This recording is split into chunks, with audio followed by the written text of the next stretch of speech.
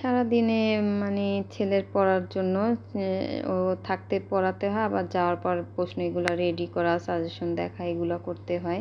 আবার ঘরে তো রান্না বাড়া, গাছের যত্ন, বিড়ালের যত্ন, মেয়ের যত্ন, সব কিছু তো করতে হয়। তো কি আর করা, তার মধ্যেও মোবাইলে টাইম দিতেই হবে। সারাদিনে ধরিনি, এখন ধরলাম। তো এটা সেলফটা কয়েকদিন আগে যে কালার করেছি, সাজানোটা আর দেইনি ভিডিওটা, তাই একটু ভিডিওটা আনলাম। আর সাথে হলে এই কাটিংগুলো করে রেখেছিলাম ওদিনকে, কিন্তু ধরার টাইম পাচ্ছি না, ছেলেকে পড়াবো না, এগুলো করব। তাই আজকে ভাবলাম যে এখন সন্ধ্যার সময় একটু ভিডিওটাও করি আর কাজটাও শেষ করে ফেলি। তো ছেলের প্রশ্ন বানাতে হবে, সেটা রেখে এটাই ধরলাম ভিডিও দেওয়ার জন্য।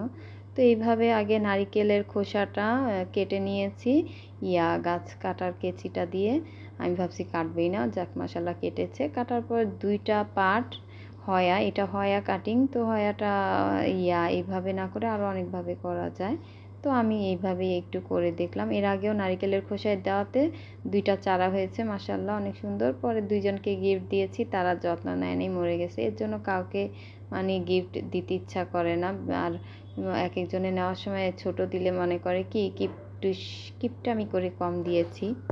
কিপটামি করে কম দিই না, কারণ হলো বাঁচাতে পারবে না, তা দিয়ে আমার আবার মনটা খারাপ হয়ে যায়, মরে গেছে সেটা শুনলে। এর জন্য তো অল্প করে দিই, যাতে আবার লাগলে আবার দিতে পারি। তো এর জন্য পরে এই তো নারিকেলের খোসাটা দুইটা পার্ট স্যান্ডউইচের মতো মাঝখানে গাছটা দিয়ে, দুই সাইডে দুইটা খোসা দিয়ে সুতা দিয়ে পেঁচিয়ে নিলাম, পেঁচিয়ে আবার গিট দিয়ে দিয়েছি। গিট দেওয়ার পরে এটারে আবার ঝুলানোর জন্য অনেকে পাতলা চিকন ইয়াগুলা দেয়, আর এটা হলো ক্যালেন্ডারের সাইডে যে পেঁচানো থাকে তারটা, সেটাই দিচ্ছি। কি বলে এটা, ধাতুর তার যে একটা, বলতে পারছি না। তো এই তারটাকেই একটু লোহার তার বা স্টিলের তার হতে পারে, রং করা। তো এই তারটাকে এইভাবে পেঁচাবো, দেখাই যাচ্ছে মুখে, আর বলার কিচ্ছু নেই। তো প্লাস এগুলো সব মেয়ে নিয়ে কোথায় যে লুকিয়ে রাখে নিজে এক একটা বানানোর সময়, তো প্লাস এগুলো কিচ্ছুই পাচ্ছিলাম না।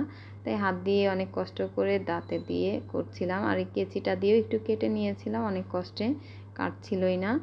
পরে কেটে ওইভাবে নিচের দিক দিয়ে এটা বসানোর জন্য একটা জায়গা রেখেছি, আর উপরের দিকে ওইটা ঝুলানোর জন্য হ্যাঙ্গারের মতো রাউন্ড শেপটা দিয়ে দিলাম। আর এই তো পানিতে চুবিয়ে নিলাম। কিছুদিন পর পর এটা, একদিন পর পরই যে কোনো, যেমন চাল ধোয়া পানি, ভাতের মার ডাল ধোয়া পানির মধ্যে ভিজিয়ে রাখলেই হবে। তো এইভাবে সুন্দর করে সাজিয়ে রেখে দিব।